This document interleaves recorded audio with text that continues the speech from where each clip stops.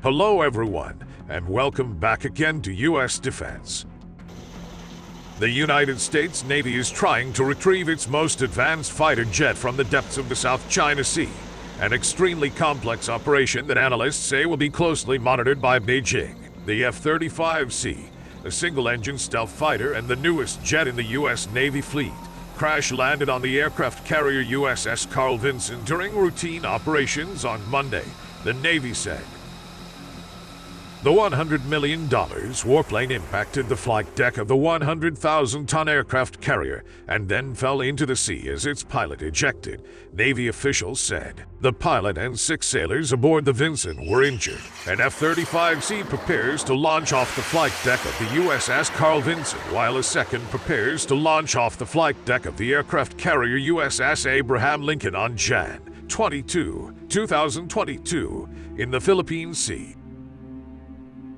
While damage to the Vinson was only superficial, and it and the carrier's air wing have resumed normal operations, the Navy faces the daunting task of attempting to pull the F-35 off the ocean floor in some of the most contested waters on the planet.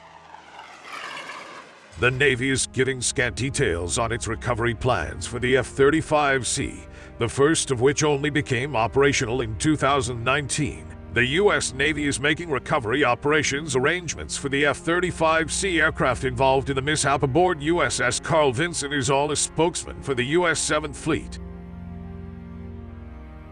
Though the Navy has not revealed where in the South China Sea the crash occurred, Beijing claims almost all of the 1.3 million square mile, 3.3 million square kilometer waterway is its territory, and has bolstered its claims by building up and militarizing reefs and islands there. Chinese naval and Coast Guard vessels maintain a constant presence in South China Sea waters. The U.S. disputes those Chinese territorial claims and uses deployments like the one the Vinson was on to push its case for a free and open Indo-Pacific.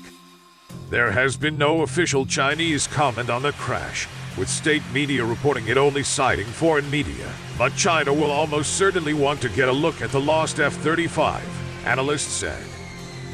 China will try to locate and survey it thoroughly using submarines and one of its deep-diving submersibles, said Carl Schuster, a former director of operations at the U.S. Pacific Command's Joint Intelligence Center in Hawaii. Schuster, a former U.S. Navy captain, said it's possible China could make a claim for the salvage rights based on its territorial claims in the South China Sea. Salvaging the plane with commercial and Coast Guard assets will enable Beijing to claim it is recovering a potential environmental hazard or foreign military equipment from its territorial waters, Schuster said. But such an operation would present political risks, said Colin Koh, research fellow at the Rajaratnam School of International Studies in Singapore. To overtly go about doing this may risk worsening tensions with the U.S. I don't believe Beijing has stomach for that, he said. However, we can expect the Chinese to shadow, hang around, and keep tabs on any such American salvage and recovery operation, Koh said. Schuster said the U.S. Navy will likely keep some presence in the area where the wreckage is believed to be in an operation that could take months, depending upon how deep under the South China Sea the F-35 is. U.S. salvage vessels are 10 to 15 days transit time to the site, Schuster said, and recovery ones there could take up to 120 days. Asked whether the U.S. could just destroy the wreckage with a torpedo or an explosive charge, analysts said that was unlikely. My question is whether you truly leave behind nothing of potentially consequential intelligence bonanza amongst the scattered smithereens on the seabed which any interested party with the capability may still retrieve after all, Koh said. This U.S. Navy recovery effort will mark the third time a country flying the F-35 has tried to pull one from the depths. Last November, a British F-35B crashed on takeoff from the deck of its aircraft carrier HMS Queen Elizabeth into the Mediterranean Sea. Britain's defense ministry confirmed to news outlets in early January that it had been recovered in December amid worries the sunken aircraft could have been a target for Russian intelligence.